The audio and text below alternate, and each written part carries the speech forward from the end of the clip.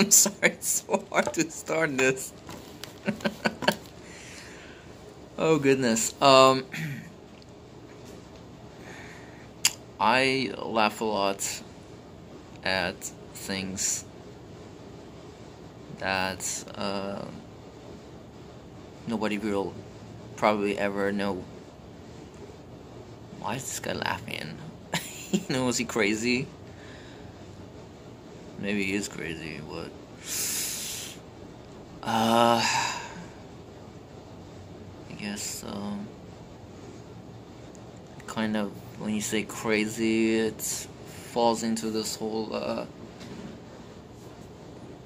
category, like where you say someone's trash is somebody else's treasure. It really means what you call crazy might to somebody else sound like somebody being a genius. Not me, but so because nobody really knows what's going on in my head, but I know things that I know in my head is going on are funny and I remember, and that's why I always laugh. So what I want to talk about. Good question. This video, really, what I want to talk about is that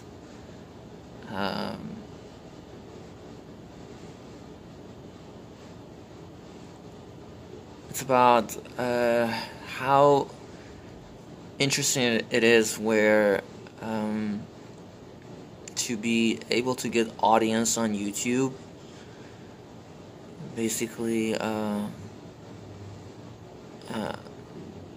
you gotta have certain things that is basically you consider them, presentation, and it's just to look good. Basically, that's what it is. And I watched many videos on YouTube, and a lot of them have rich content, message to deliver, something to give you that really is, you feel like you learned something, you became aware of something, but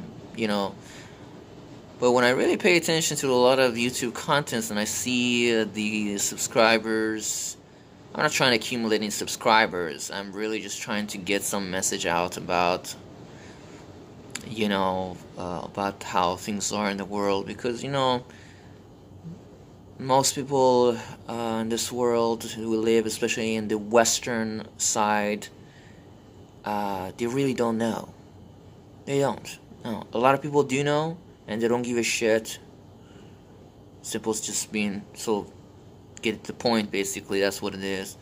But a lot of people just don't know, and these are some people who might at some point feel like, what, it is their desire to do something about the humanity's lives.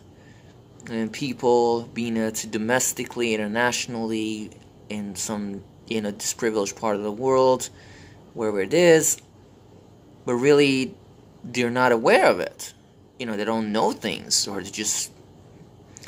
Way I look at the Western, typical Western country that is like UK, America, especially in America or Canada, is that it's like extended, dictatorship where. As a king or as a queen or as a dictator, the least thing you want, as much as, perhaps you would think as a, being a part of a family of a dictator, you get to have a lot of assets.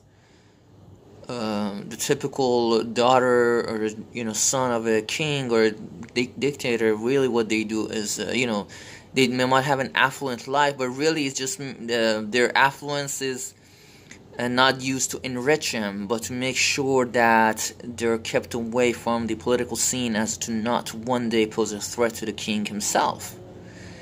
And stopping some advisors, really. I mean, different political, when it comes to dictatorship and the economics of it and the political structure of it, there are different schools that you might think of, but that's a typical, thing, and this is why I call America like extended family of dictatorship, where most people given this social structure in America, which is heavily focused on consumerism and entertainment, you get people to, yes, be affluent thanks to the minimum wages that are pretty competitive, given the expenses in America. Not necessarily as economically optimal, if that's what you want to say. No, that's not what it is, but compared to the expenses, if you were able to be able to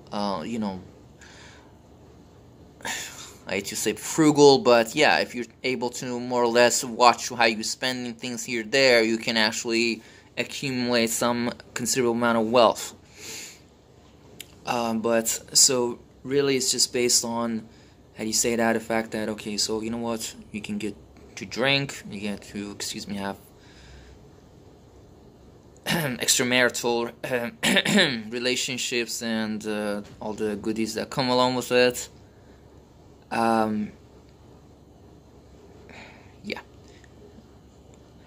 How cool is that? And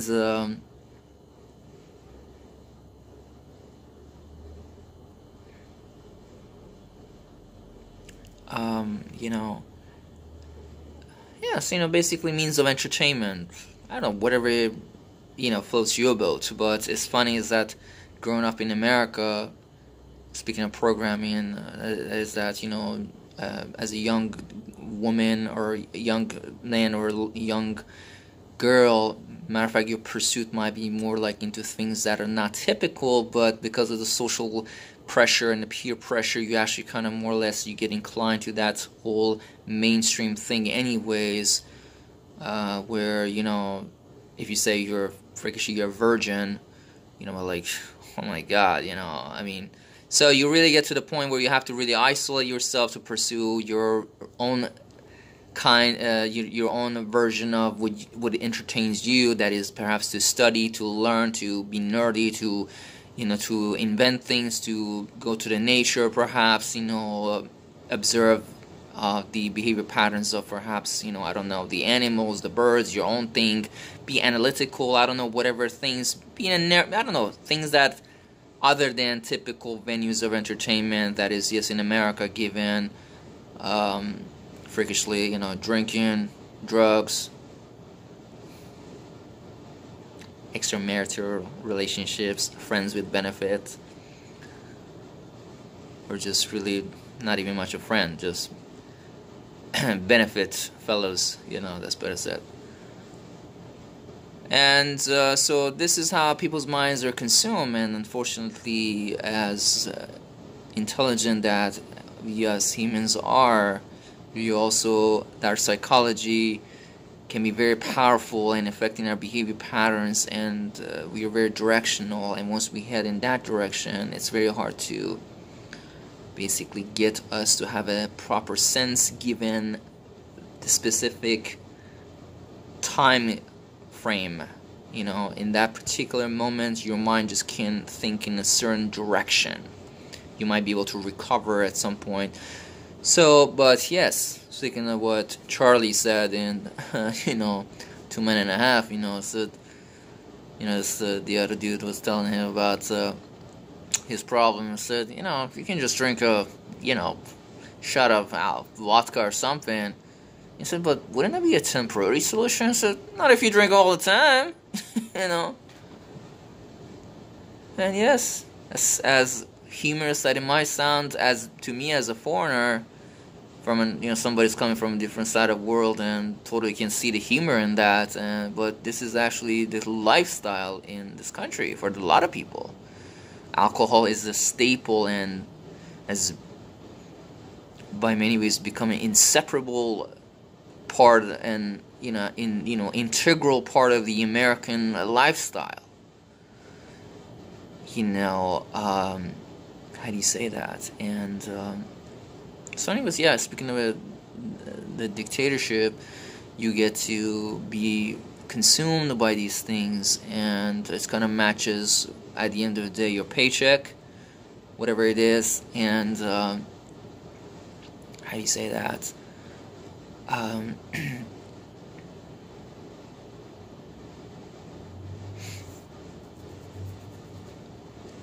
you kept away from learning about things or knowing about things, and it's such a interesting thing. Now that I go off the topic a lot, I never think of trying to making any kind of a video that is actually outlined, and I don't have any script or anything that I try to have in my head, and freakishly try to stick to that, focus on that thing, and maybe that's why maybe not so many people are interested, because it's just so random, and it just meanders and leads to something that's so distant from something that initially I really meant to talk about. But I do try to keep my head in what I'm trying to say.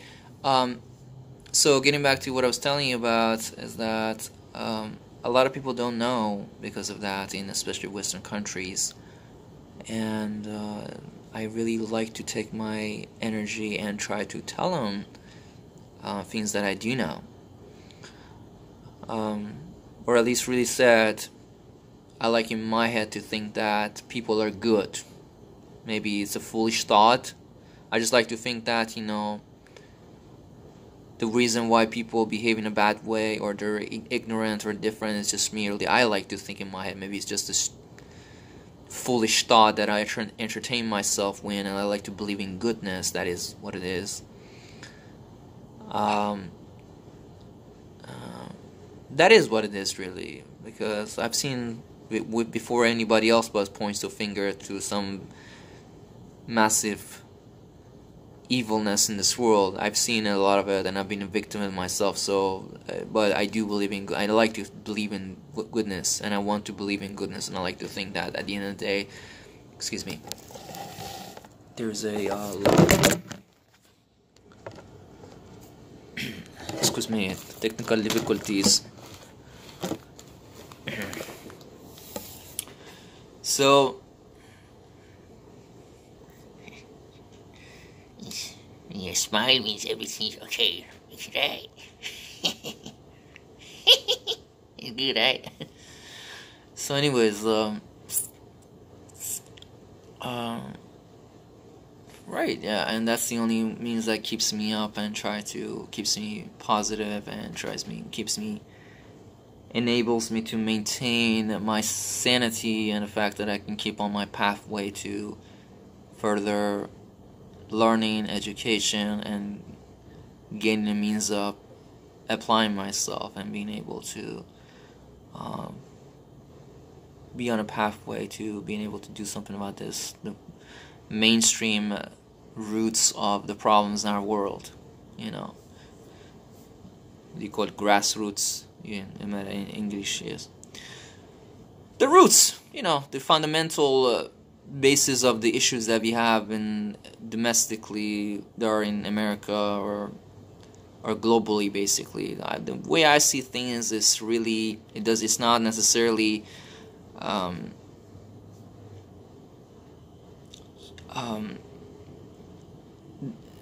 specific to a certain region. It's really just humans that, given the certain structure, they will just turn into just exact duplicates of the very inborn people. You see this very clearly in America. The foreigners, more or less, whoever immigrants come here, not all of them, but a good 95% chunk of them, they become a worse version of a typical American.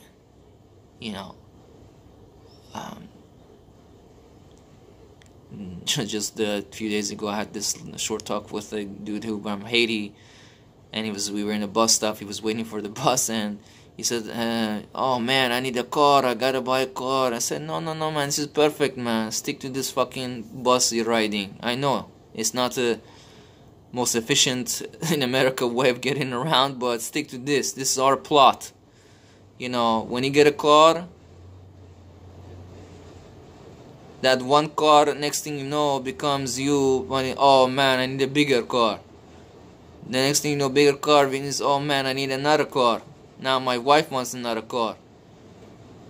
two cars becomes two big cars, two big cars becomes the two big houses, two big houses becomes, all kinds of the different things. Basically, next thing you know, you're being at basically by debt and ever, perpetual servitude, however you say it, indentured, another a modern era indentured servitude, however you want to say it. That is, you're deeply in debt. I mean, technically, you do get to have a house and live in a house and that kind of privilege, but really, aside from a fractional amount that you of the ownership that you're accumulating, you really own to the bank. Whatever you have is you have carry a lot of liability around with you, which, guess what, at some point in psychology and gets you to stay away from what you could do by sharing a little bit of your wealth for other people. You know what I mean? Being it domestically or internationally. Some people don't fall for it, and I'm saying is that it doesn't have. It's not that's the way for it, or it's not. But really, you're right. It takes two to tango. As much as psychology is a strong factor, it's really you who wants to also go with it too. You're right. But most people are for it. Basically, they do go in that direction. And yes, one car becomes two, and one comes a big ass car, and next thing you know, they're even worse than an average American even. And there we go. You just spent a nice 20 years ago going through this whole cycle where you're just trying to accumulate wealth, in the name of excelling this path that everybody takes in this country. Whereas you can have a different perspective and insight and trying to focusing your attention on something else that really matters while you're maintaining minimalism and simplicity and modesty. You're really focusing on something else. When I really think about this, I wonder, when I came to this country in 1990, 2002, and I had 2 jobs. My credit wasn't that good, but I could very well go to a dealer and get even a brand new car and make some payments on it, and cut myself a lot of crap of having to deal with any kind of a mechanical issue and breakdown with the car that I had, or basically not being concerned with that issue, not to think about it, have that kind of a safety cushion, and the fact that you're also, by as you're paying interest and payments on your car, you're also accumulating ownership on the vehicle, which is brand new and stuff like that. And when I think about it, the reason, subconsciously better said, because why would I mind a nice decent ass car? Who I'm not sick, I mean what you call sick, not that sick, who does? I mean, no, I don't mind it either. It's just that really when I thought about it, I didn't think about this, but now that I'm thinking about it, is that I wonder if subconsciously was something in my head that said, you know what, I want to be on a path of simplicity and modesty. So I ended up buying in 2002 or 2003 a 93 60,000 mile Saturn, which lasted me for about 5 years or so.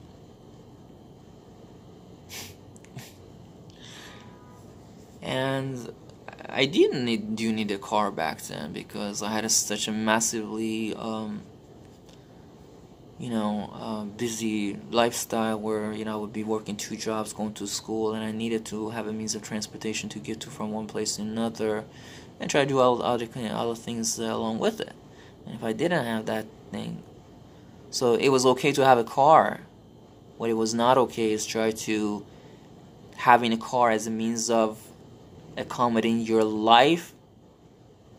Actually, the car itself becoming the life.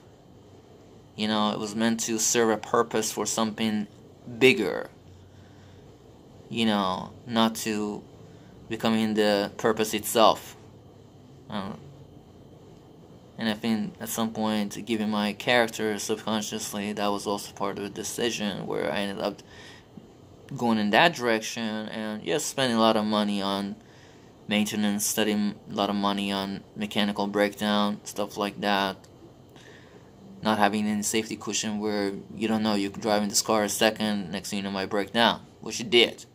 When I bought that car within a couple months or even a month, I think, I don't know what happened. Was it because somebody towed the car? All I know that this thing happened actually a couple of days after they towed my car, but nobody took credit for it. And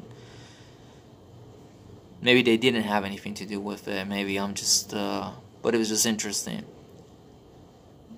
And what happened that basically after they towed my car, and for the first time being in America, actually, such an amazing thing. I mean, to tell this somebody in Iran, they'd be like, what?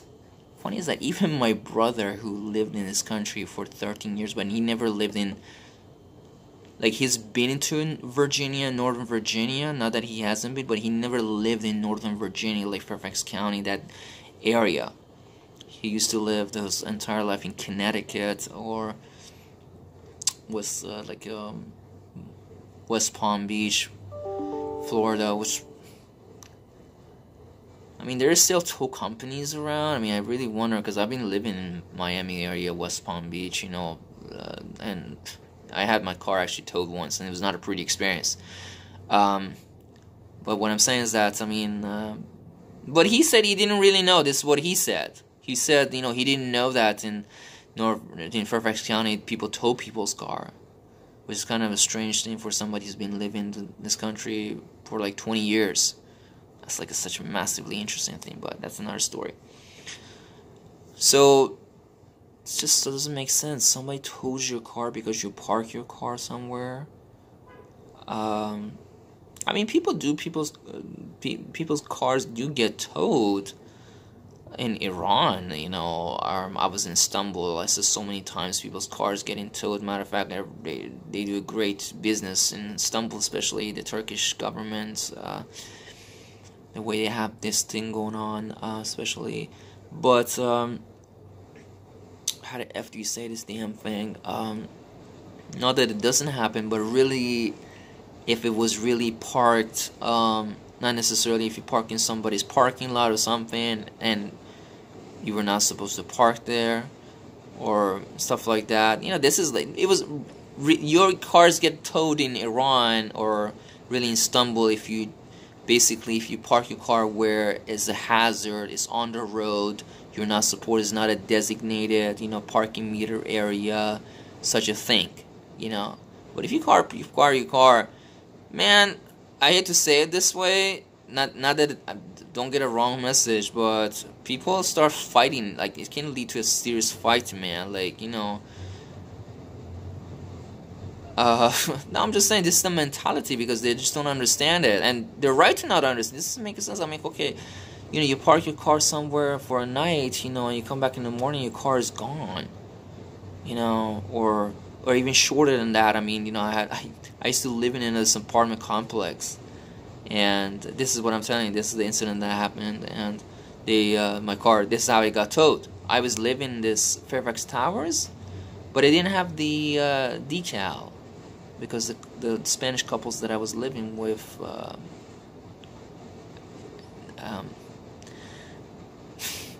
don't know what was going on. Basically, they were not able to get me or they were asking me for money. $50 or something to get a decal, and I don't know, for some reason I didn't have it, and I didn't know that my car actually getting towed for not having a decal or parking sticker on it. You know what I mean? Or if I heard it was just like a humorous thing, I never thought it would happen to me. So anyway, so yes, I was actually living in that complex, and my car got towed one day because, I don't know, I was trying to move something, so I parked by the, where this just like whole, the yellow curb section where you're not supposed to do, and they towed my car, and I went to the thing. He said, yeah, the tow truck driver actually waited for you for 17 minutes, and then he towed your car. I said, oh, what a gentleman. So anyways, I end up, but okay, so the car got towed a few days ago. All of a sudden, then again, same area, I'm driving my car, and all of a sudden I feel like something's dripping like really heavily out of my car. And I come and look at it and I say, yes, it's dripping, but I just don't know what the fuck is going on, you know. And next thing you know, the car stops working. The transmission goes fucking shit. I take it to the mechanic shop. The dude is like, yeah, man, some bolts out, around the back of your axle went loose, and the transmission fluid got basically dripped out, and your transmission is fucked. And nice like that. $1,200, bro. That's all it takes. $1,200. And $1,200 for me. I mean, I bought the car for $3,000. You think about that. I'm a fresh dude, landing in the U.S. Maybe it was just a year or so, and so anyways, I spent two of my paychecks basically. I got the car fixed. Speaking of the unexpected things, but I guess the most important assets of all these choices providing made me who I am.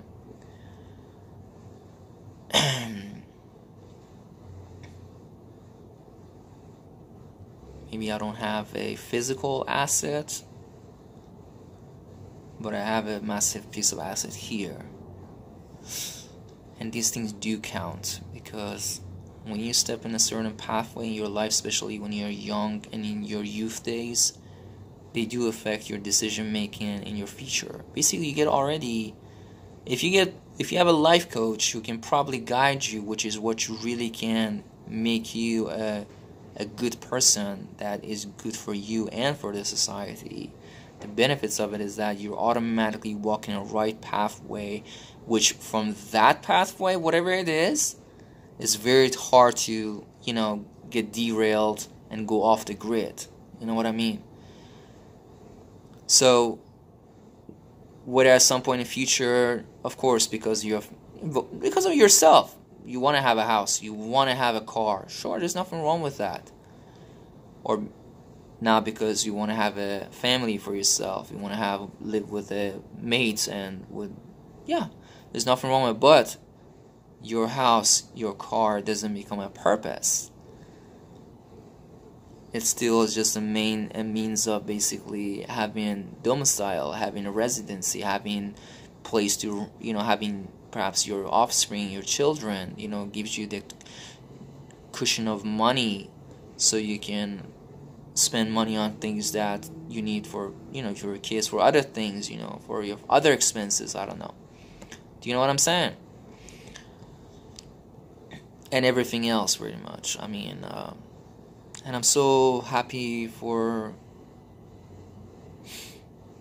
you want to call it God or whoever you want to say it, which helped me throughout many, many times, especially in this evil country where getting into the business of sex with somebody for money or not money, just random relationships, are sickening, I mean, and it's so funny because, I'm sorry, I'm not even talking about other people, I'm talking about myself. It's so hard to not think about sex, especially when you never had one and you really want it. It's your need. There's nothing wrong with that. And I can see how you could easily really end up doing something that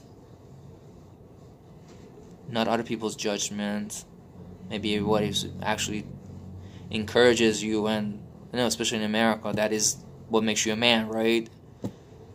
And if you tell somebody you never, sick people, man.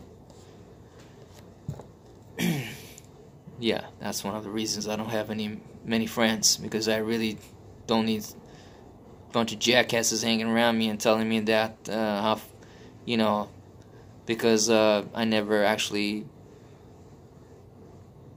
had that kind of intimate relationship with a woman. How do you say that?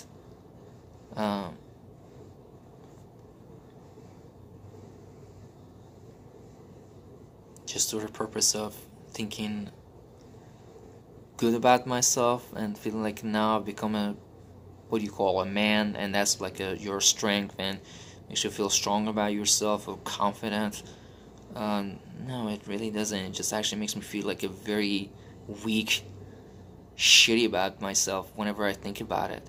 But this is the part that I'm saying, is that it's a very natural thing, act of the sex. I'm sorry, I'm not being disturbed. I'm talking about this subject, but what I'm trying to say, disturbing by talking about, I know a lot of people actually enjoy it, but I just feel embarrassed.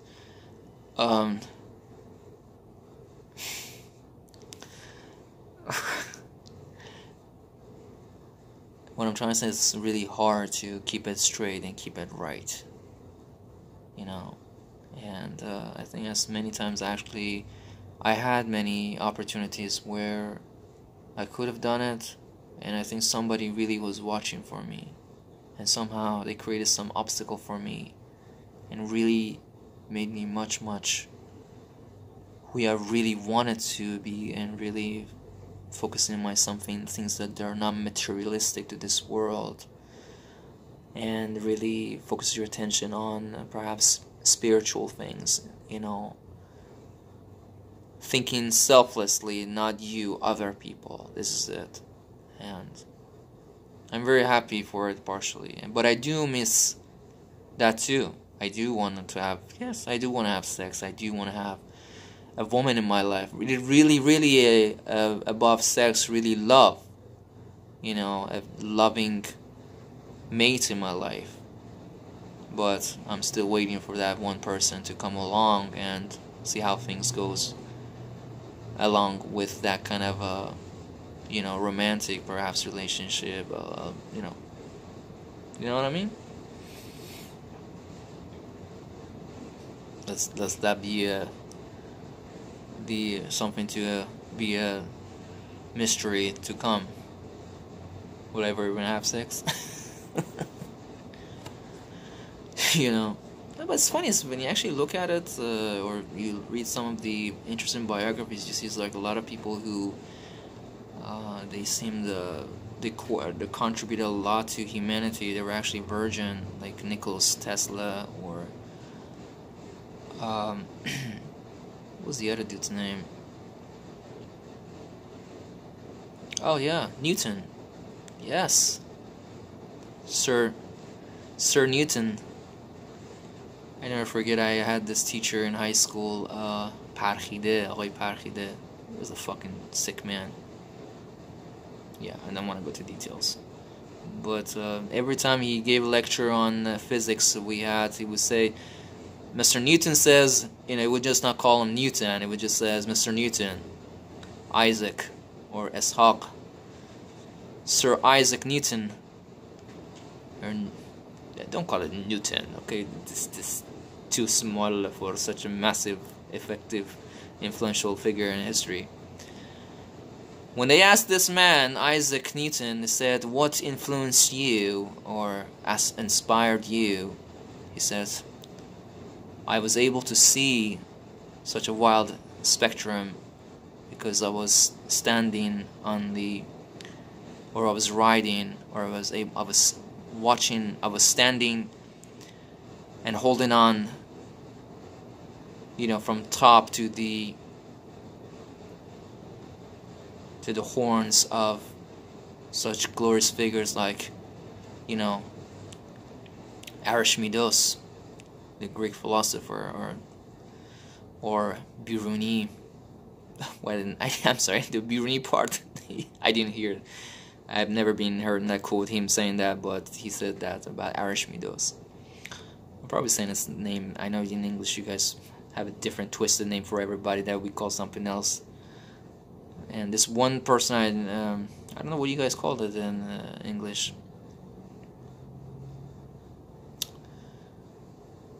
Do you guys know what we call Plato?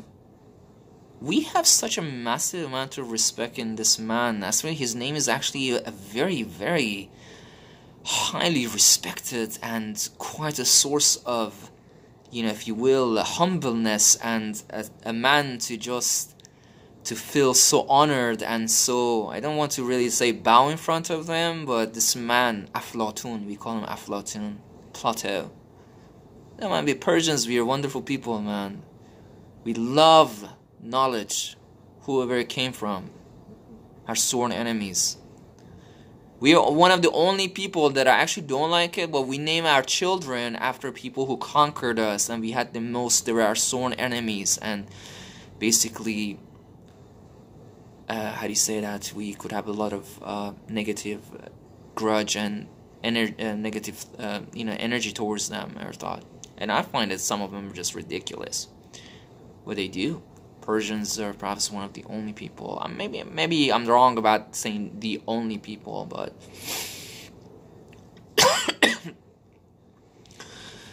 but it's just funny because I don't see it very often throughout. I've lived in America, and as much as I have contact with different ethnic groups, I just don't see it. It's just very interesting. So, anyways, going back to the original thing I said about trying to spread the message using the videos on YouTube. Most of the YouTube videos I see that they get a lot of attention and a lot of views and so forth. They're the ones that, to begin with, first thing first, it happens to be a female. So being a female, it is a good thing. It can make you a lot of money. Well, I said money because a lot of people really make money off of YouTube, different venues and channels, and there's nothing wrong with that. I'm just saying that as far as my purpose, that is, that's what the problems are, because number one, they're getting the most of the traffic by diverting traffic to them for things that maybe don't even matter, stupid anyways. But they do get the attention just because they're female and they talk about whatever is their theme of the video. Number two, being pretty. Showing a lot of cleavage and body art, stuff like that. Having music in the background, doing a lot of editing basically on the video. Stuff like that, making it look really nice. Background, the lights, stuff like that. And I'm sorry, I don't know what you make in your head, but none of these things fucking I ever think about it. Maybe I should. And somebody say, dude, you're trying to get your message out, right? But that's the thing, but that kills the modesty and simplicity and the message of it, You know what I mean? I'm here in front of the video, I'm talking about the things that I want, being it if I get to discuss what I learned about economics, the economical concepts, financial concepts, the global markets, the themes of capitalism, I don't know, stuff like that, accounting, I don't know, anything that can actually, philosophy, things of that nature, whatever that is, but that's what it kills it. Because then it's not me, and the whole idea is at the end of the day to keep me, and that's what really makes me happy. And when I step out of that zone and that simplicity and the modesty of it, I don't care, You want to believe this or not, I will never forget this. I was like 16 in high school, or 15 or something like that. Throughout my entire years in school in Iran, I had only very few friends. Yeah, this son of a Gutenberg you're talking to has been a son of Gutenberg for a long time. He has quite a history in that department. And I always found it hard to make friendship with people unless they really pose themselves at a good intellectual level that I feel like, it's close to mine, or I would be amazed if they were even better than me. Wow, I always wanted to marry a woman.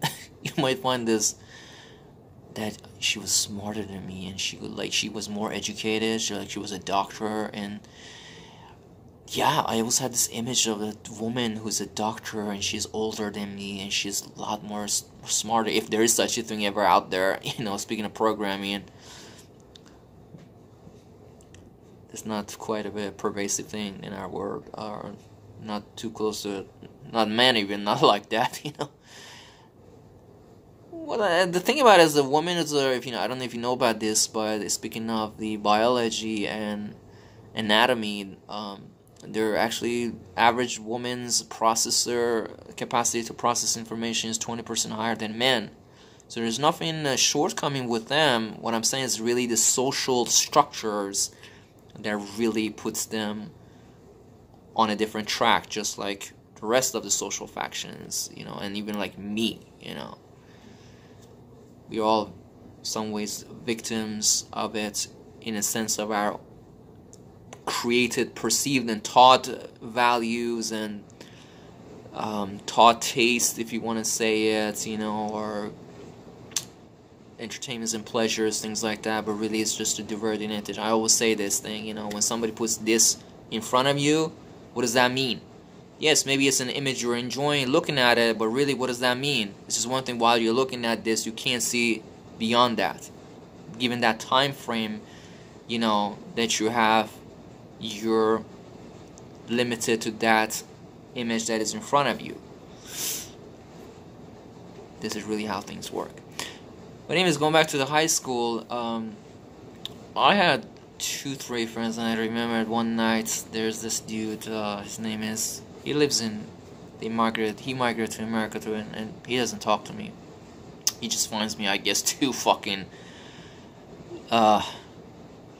what's the word for it, too, liberal and like a Nietzsche, you know, like so open, trying to create a revolution in the world.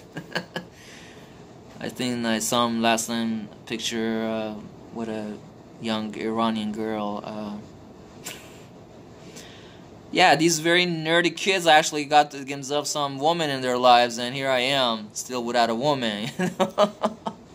So I guess they got something also as well.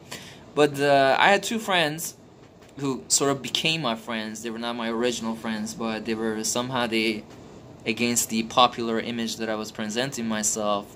I was back then, the same thing. I had this teacher telling me, it was like, what the fuck is wrong with you, boy?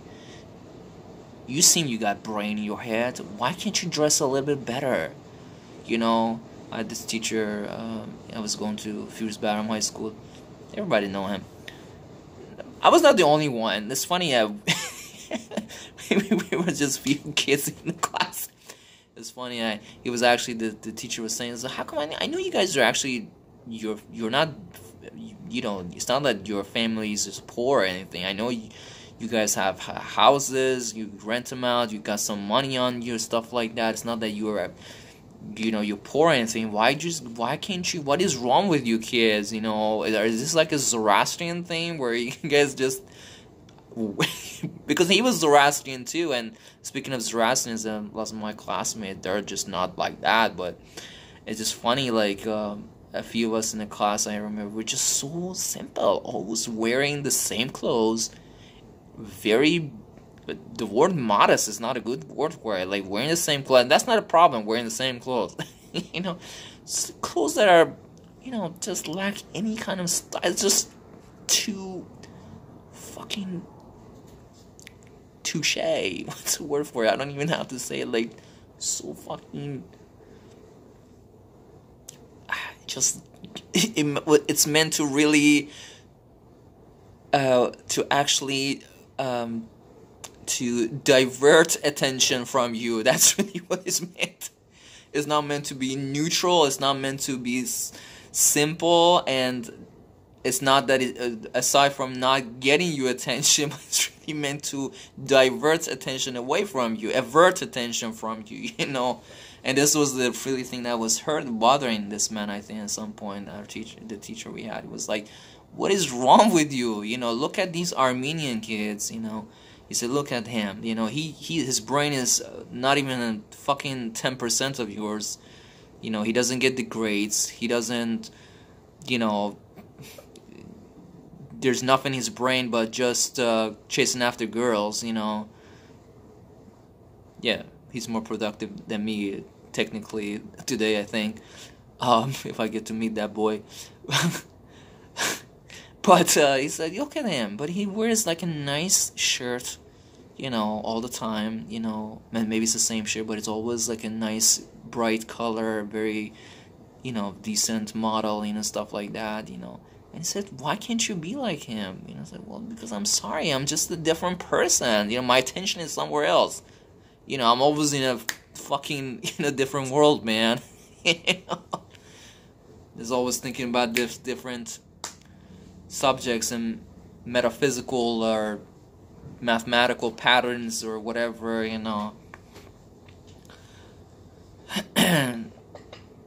Anyways, yeah, and I remember this kid was in the front row. He was actually a lot worse than me, I'm sorry. But I think even him being in the business of being productive, you know what I mean, is much better than me. I don't even know nothing about him. But I'm happy. This is what's important, right? Being who makes you happy and being comfortable who you are and what makes you, and at the end of the night you have to sleep with yourself. There's one person you can't get away with, and that is you. You can kick everybody out of your life, but you can't kick yourself out of your life. And if you feel like it's something you're doing that it's not you and is colliding with you, who you are, that's when you start having problems, and you just kind of get to resort to going back and being who you were. Anyways, but no, speaking of, I had two friends later on throughout the 2 last years of high school. One of them were Siavash Kademi, and the other, what was his name? Gosh, now I have to remember his name.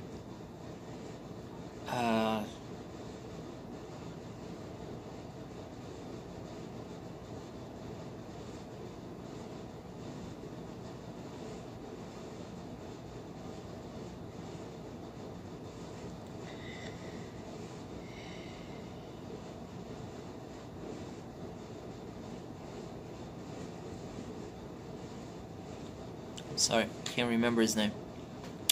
How fucked up is that? You motherfucker, you're telling me you only had 2 friends and you don't remember the name of one of them? Oh, fuck. I think part of the reason I don't remember his name because I didn't have much of contact with him. That was a reason. We just split it from each other after high school, and he ended up at some point, I think, I came to the US in 2002, and I think maybe a couple of years after me he came here too, but he just went on a, fast track of getting his master's and his freakishly his PhD, and is in a whole Siavash works for NASA as the yes, he builds it. He's in the business of designing space shuttles for NASA, and this other dude does other stuff in California. Yes, how cool is the American government? Most of the engineers in these top-notch American companies are Iranian, Pakistani, Indian. The top level management just happens to be perhaps American, and who even gives a shit? Or if even the manager is not even one of those people anyways. What's important is their fucking revenues coming in, and the dividends and the corporate stock money, who's the owners of the company, or whoever they are. So be it. If the manager can actually create more money, and he happens to be a Middle Eastern or Persian or Pakistani or Chinese or Native American or black or white, who gives a shit about it? Thank you, sir. At the end of the day, you're a fucking nigger, but thank you for your services,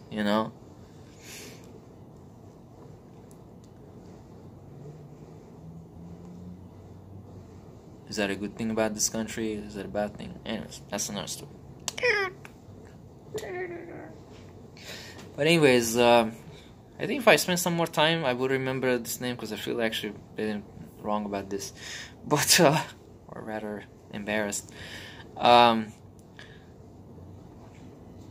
But simple said is that one night we were hanging out with this dude Behzad Rostami. Him and Behzad Rostami were really good friends for some weird reason. I think they were maybe neighbors in the same neighborhood or something. And we were having a conversation about politics, revolution in Iran, stuff like that. And at some point I saw him totally was ignoring me, and I just found it so mind-blowing that he rather play and hang around with this dude Behzad Rostami, which, I mean, there's nothing wrong with, or nothing was wrong or is wrong with Behzad. It's just that given the age and the time frame, whatever, he was just much more into a sport and that kind of activity, and this kid was more drawn into that kind of thing and hang around with him and spend more time. And I was like, so you find this more interesting than this genius thoughts that I'm throwing out? And it's not that he didn't appreciate that me speaking of those. It was just that he never actually come to see me as having such a side, because I've never, speaking of clothes, style, everything once, I never marketed myself.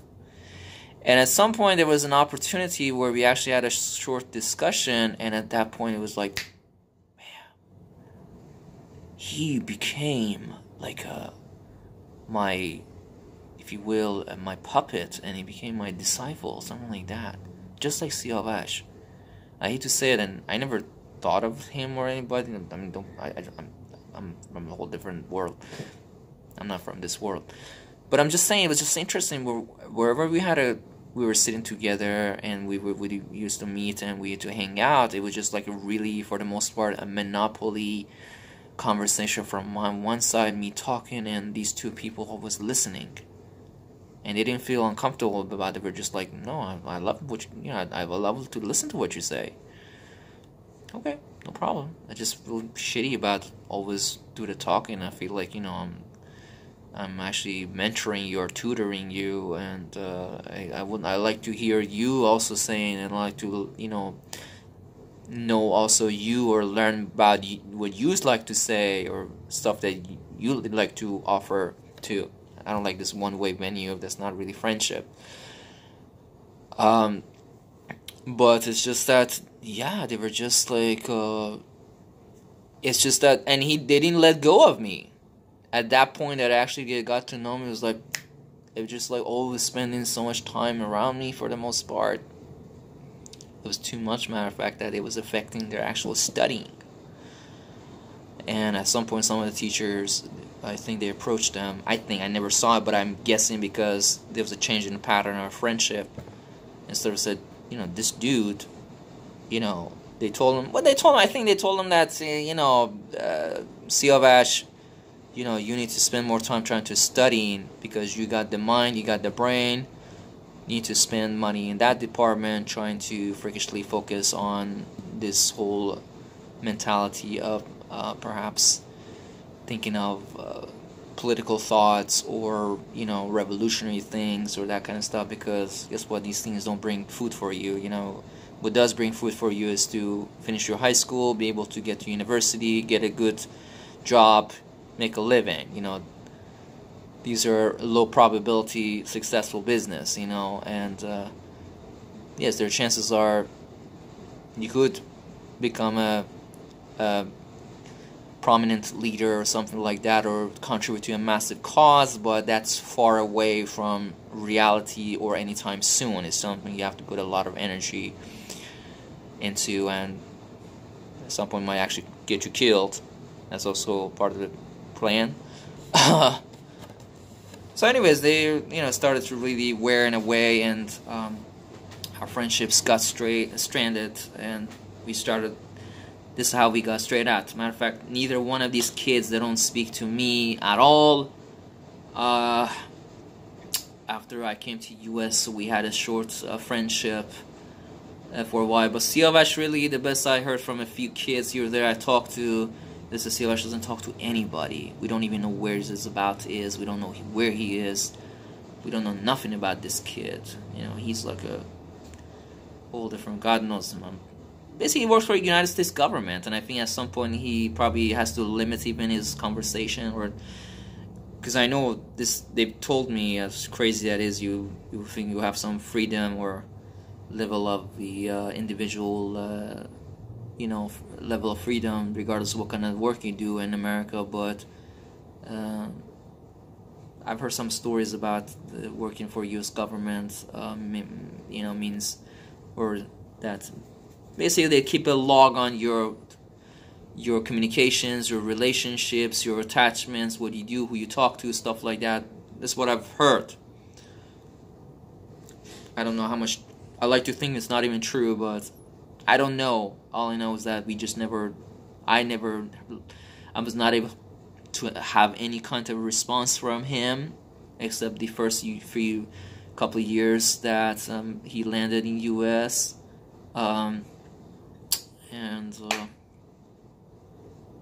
Shit, I can't believe I can't remember his first name. That's funny is I remember his first name, the friend's name, Behzad, you know, I remember him. And the funny thing was Behzad, we didn't know this about him, but because he never told us, he was in Iranians judo's national team. He was a top Iranian while we were in high school. Well, he didn't tell us this. We didn't know this thing about this man.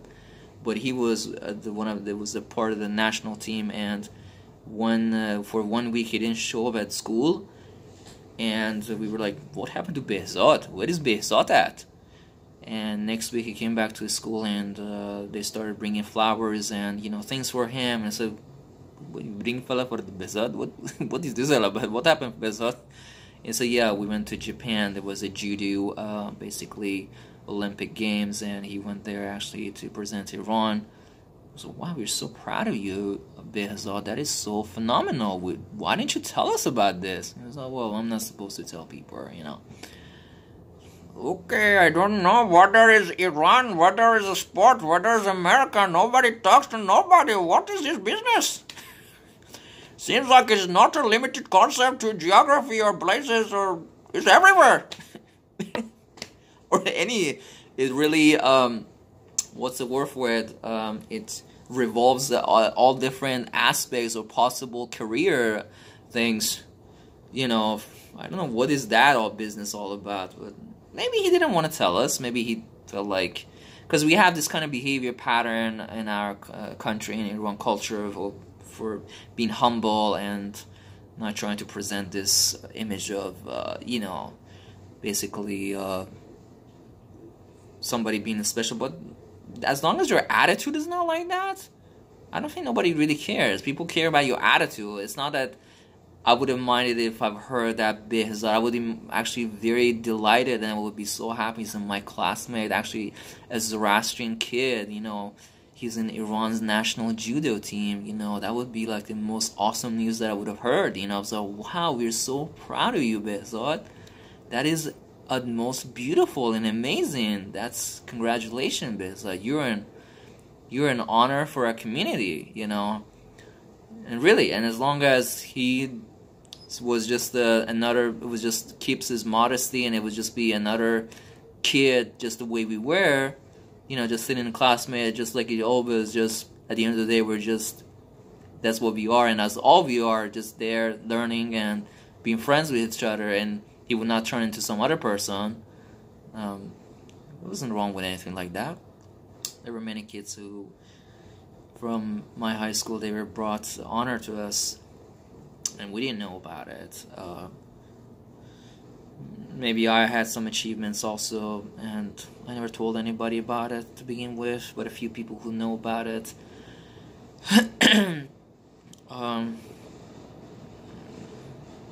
I guess they were amazed by my achievements, so forth.